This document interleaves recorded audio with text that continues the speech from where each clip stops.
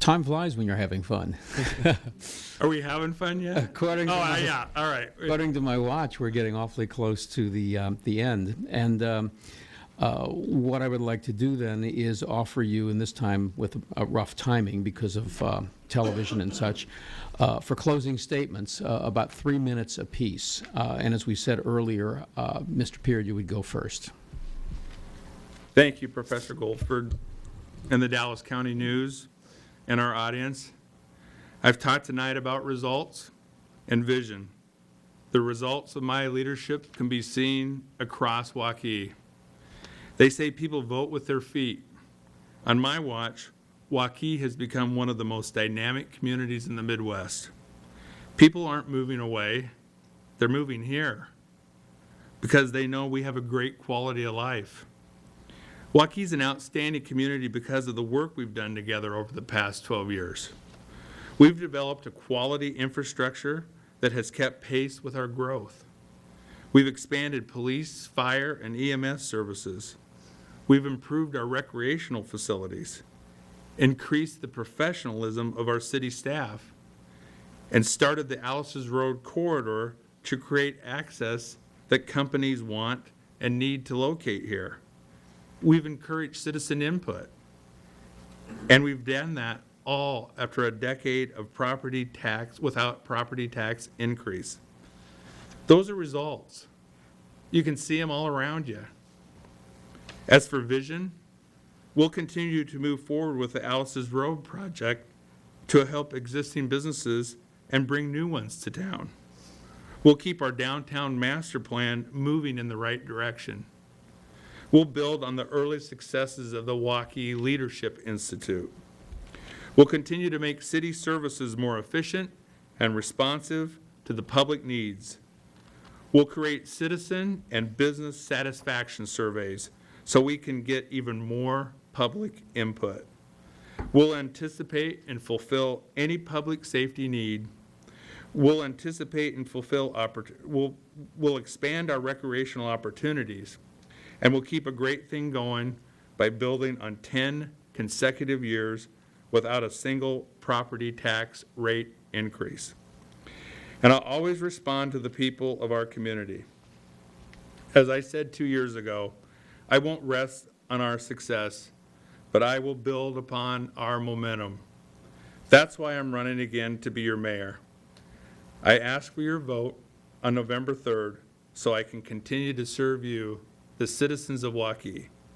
Thank you. Thank you, Mr. Peard. Mr. McGee, 3 minutes. I want to again thank the Chamber, the Dallas County News, Dr. Goldford, and the citizens of Waukee. As I mentioned earlier, I have to definitely thank my family again. That is the inspiration for me running for this office. I look at my kids every morning when I wake up, and I see their future, and that inspires me to go out and make sure that Waukee lives up to its full potential. I know the pulse of the community. I know our community's challenges. I know our potential. And over the last 4 years, we have heard the same promises that development is around the corner, that your taxes will be lowered. If things are great with our taxes, then why is my opponent continuing to talk about how we're going to start lowering taxes as well? But we continually met with excuses on why it slipped through our hands, this economic development that will lead to other things. And as a friend of mine who's a pilot has once said to me, sometimes you have people who are in the planes who are enjoying the ride, but the pilot knows that sometimes they have to take it off of autopilot and start guiding the plane through turbulence that's ahead. And I asked this question to my opponent and to all of you out there. Think about this question. When is the last major economic development that has come to Waukee? Let's not talk about churches or schools or YMCA buildings that don't pay any property taxes. Think about when is the last big economic development project that we've had in Waukee? We haven't had any in the last 4 years. Look, my opponent's a nice guy. He's probably a great guy to have a beer with. He's a great guy to shake hands and joke around with. But do you ever see him intelligently engaged in the issues? Do you see him bringing forth ideas and challenging us to fully reach our potential? If you look at my record, you'll see a clear history of active involvement in our community, in our schools, and our businesses. You'll see ideas that are debated and challenged, and you'll see someone who's not afraid to take a stance on the issues, regardless of the criticism. That's leadership. And so, just as I did 4 years ago, I want to make 3 measurable pledges today. Number 1, the first day that I'm in office as mayor, you will see the start of a new initiative that will form a task force to look at the business climate issues in the city and to look at other ways, alternative ways that we can continue to start lowering property taxes.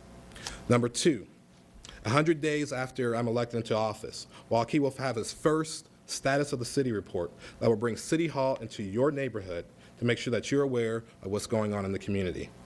And number 3, if I'm lucky enough that the citizens of Waukee elect me as mayor, I'll pledge half of the mayor's salary to the community foundation that has sat dormant for the last 4 years, and also to the Economic Development Corporation. Those are my pledges to you. That's leadership, folks. We have a community forums on Saturday, October 17th at 9 o'clock and on October 21st at 7 p.m. If you'd like more information, feel free to email me at waukeeformcgee@gmail.com or go to our website, mcgeeformayor.com. Thank you for coming out tonight. Gentlemen, thank you both. Thank you both for your willingness to serve. This forum is now concluded.